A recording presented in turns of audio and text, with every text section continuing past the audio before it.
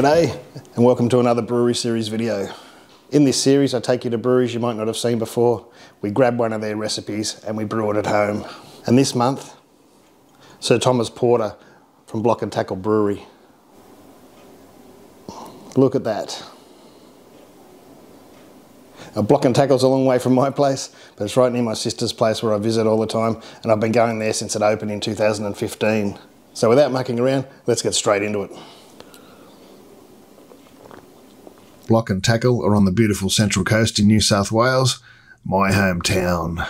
For those that don't know, it's about an hour's north of Sydney, nearly halfway between Sydney and Newcastle, not far from Gosford. And if you know Kincumber, they're near Mitre 10 there, in behind Burbank House and Garden.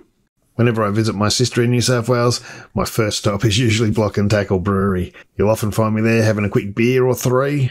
And incidentally, the Sir Thomas Porter happens to be one of my sister's favourite beers there. She calls it her after dinner mint, and it's usually the last beer she has before she leaves. This is Paul, owner and brewer. He took over in 2019 and has recently given the brewery equipment a massive upgrade. While I wasn't there for the brew day of the Porter, I was there a day or two before it was due to be kegged. So Paul gave it a quick carbonation test, and we got to taste the samples. And it tasted just perfect, direct from the bright tank. In the original recipe, he used Barrett Burston ale malt. I didn't have Barrett Burston ale malt, so I subbed it out with Gladfield ale. And because I don't have the Joe White specialty malts, I went to Grain and Grape and just got the specialty malts I needed. There's about a kilo there of a dark crystal and some other things that you'll see up on the screen in a minute in the recipe. So yeah, I've just got to weigh out the base grain and I'll add this. And just for anyone interested, it only cost me $5.50 for that bag of specialty malts. This particular recipe is for 25 litres. It's just so it gives me more space. I still only want 23 litres in the fermenter, but because I've got that extra space in this unit, I use it. I have 22 litres of water in the mash tun for strike, and we're going to sparge with around 13 to 14 litres. A total water of about 35.5 litres. I do have extra water in the HLT as usual, just in case I need it, or I can use it for cleaning at the end. I add my salts and my lactic acid, and then I add the grain. So it's 4.35 kilo, or 4 kilo 350 grams of ale malt, and then 550 grams of Joe White Dark Crystal, 260 grams of Joe White Caramalt, 90 grams of roasted barley Joe White, and 90 grams of chocolate malt Joe White. I attach my custom made recirc arm, and I realise that it's a little bit small for this batch, and it was sitting a bit high. I tried to run the pump really fast to try and fill it up with wort and see if I could get it to sit underneath. I don't want it splashing like that through the whole mash. But in the end, I thought, no, I'll just swap it out for a longer one. The hose was a bit stiffer than the other hose I used, and I thought, oh, I know it's going to sit above it.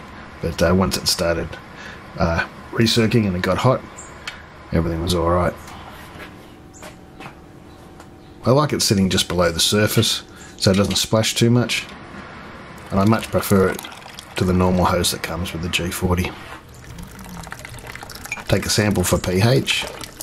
The pH was a little high, but I didn't worry too much. It was 15 minutes until you can take a pH reading, and then it takes me 15 minutes to cool it in the freezer. By this stage the mash is over anyway, just about. There's no point adjusting. And what made that decision even easier is that dark beers can benefit from a bit of a higher pH. Technically that's in the finished beer, but if you start a bit higher or start a bit lower, you might end up a bit higher and a bit lower in the finished beer. So we're in mash out now. It's looking pretty clear. It's a bit hard to tell with this dark wort, of course. Looking nice.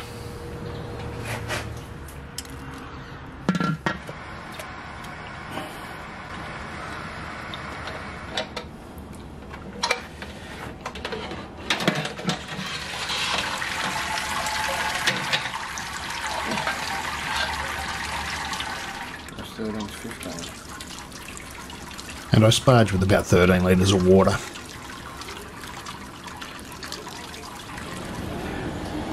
I nearly forgot, it's a first wort hop. There's 25 grams of fuggle. So you put them in before it comes to the boil. You can put it in while you're sparging or whatever. Just, it's easier to do it, of course, once the mash pipe's out of the way. As usual, while we're coming up to the boil or boiling, I don't like using boiling wort to sanitize the chiller. I know a lot of people do, but the pumps don't like the bubbles and things. So I just use my leftover HLT water and heat that up to 90 odd, and that's sanitizing the chiller now. Be ready to go. Starting to come up to the boil.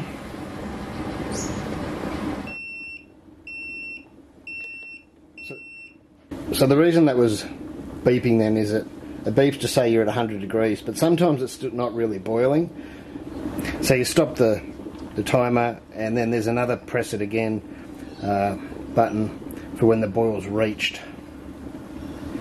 I haven't done a single batch. This is the first single batch with a 15 amp power to it, so I'm not sure how further it's going to go with the boil, like, you know, how more vigorous it's going to get. But I'm happy with calling that a boil though. Start the timer. Now we're aiming for 53, but the efficiencies have been really high lately, so I've adjusted them up. Whether I've put that too high, we'll see. And that, when I say 53, that's at end of boil. Again, in my Grainfather, I'm not sure what you find the pre-boil, but that's alright. You know, we're going to want to be at least mid-40s, I would say. Oh, we're up, 51. Of course, there's no problem with watering down. I think I am a little under volume, so I could always add more water. I've actually got some in the HLT there. Maybe I should. While it's quite easy to do the math on paper, it's easy to start up any program, and they'll have some sort of gravity correction or boil off correction in there. So you whack in your current gravity, whack in what you want and what your volume's at, and it tells you how much water to add, or how much sugar if you need to. And here's the benefit of having leftover water. Oh, there we go. I've already treated it for chlorine and chloramine, and it's nearly at boiling from sanitizing my chiller. All I have to do is add it to the kettle.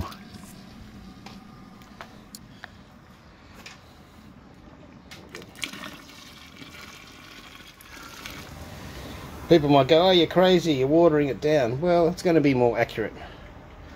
And sometimes people want to boil accurate, sometimes people are just brewing for alcohol. And so we haven't even really knocked the top of that boil much at all. Just for those interested, there's the boil. We're about, well, there's 42 minutes left to go, so about 20 minutes into the boil, 18 minutes into the boil. And it's got quite a vigorous boil compared to what it was under the 10 amp.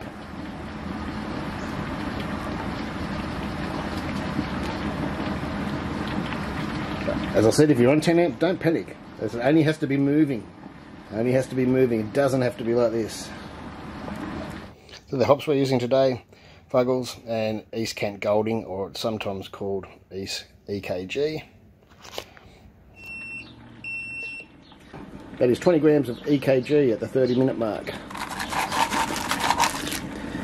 That's something to watch about this recipe. The hops are a little bit different. Not much different, but there's a 30-minute edition. You won't see that in many of my beers. But so it's first wort hop, you've got to remember, and then a 30-minute edition, and then a 20-minute edition. There's the 20-minute hops.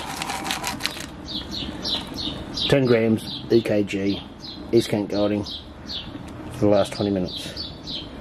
That's it. Then we chill when we get to the end of the boil. And that's my Werflock yeast nutrient, and he uses Brewtan, and I've got some here, so I'll add some anyway. That just so it stores better, Brewtan. Makes it keep better. It's good when you're a brewery and you're making kegs and you're storing kegs and things, you know. And the boil. Just going to let it settle down before I start chilling things.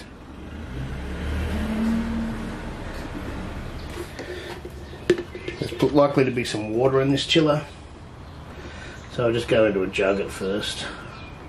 Just pump a bit through.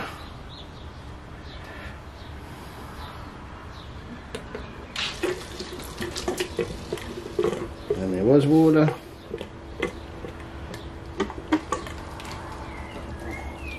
There we go. And that pumps any gunk out as well that might have been sitting down the bottom or whatever.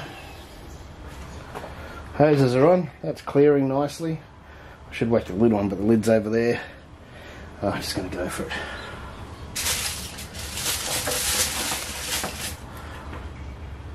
Just slow it first.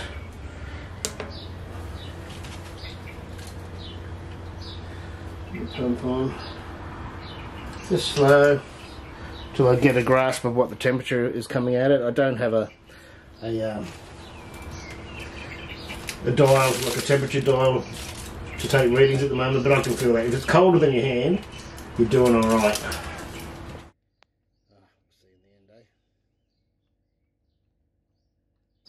So there's still a fair bit of beer in there, maybe a litre by the time it goes through the chiller. All the lines are still chock-a-block full, but I'm as full as I want to go in the fermenter. Like it's coming up to the turn where it starts getting small again, and that's not good, so that's plenty in there. Plenty. Oh, just over 23 litres. That's probably explains why I've still got a good litre left. And I've had a little bit more boil off with the 15 amp. So, you know, maybe I had another half litre boil off. And I've stopped it at 23. And I've got another litre. There'd be another litre in here at least. In the chiller and in the bottom. So, and there's well over a litre there. So I must have been pretty close to the 25. Yeah, we just about, you work that out, it's about right. So we're reading about 55. Taking the long reading, but I don't think it's going to change. So yeah, we're 2 points up. I sort of guessed after we were 51, then I will put 2 litres of water in to take it to 48. So we went to about, we must have boiled off about 7 points.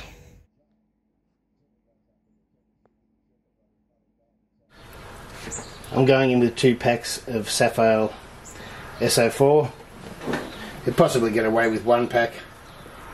I'll leave that up to you. 1.5 would be good, I reckon. 1.5.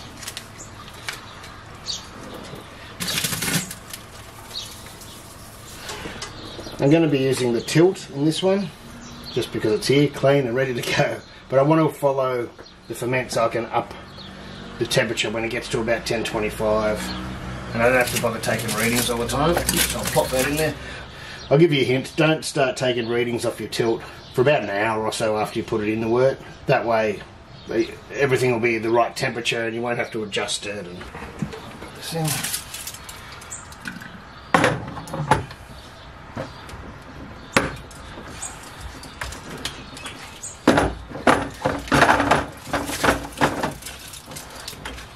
19 degrees, SO4 should go pretty quickly, but I'd advise to bump it up. As soon as you get to 1025, around that area, bump it up, raise the temp, or she might stall on you. Now this is at about 1032 at the moment. It doesn't look like it's floating in too much krausen, so I'm going to trust it. But you can see it even looks like it might be slowing down a little. And this is what you've got to watch with SO4. Like I'm going to bump it about 1025 temperature. You just got to keep an eye on it. Just kegging the porter.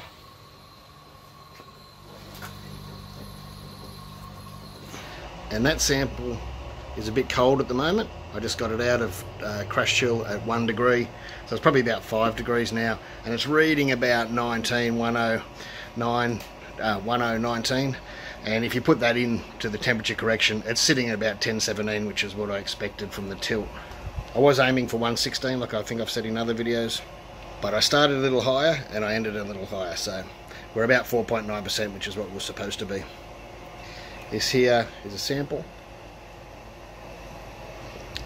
Straight off the bat, I am getting that classic English fruity. There's some from the yeast and some from those hops. A big thank you goes out to Paul and the crew at Block and Tackle Brewery. Go and visit them. go and have a beer there. All the breweries these days need as much support as they can get. And look at this. His head's still sticking around.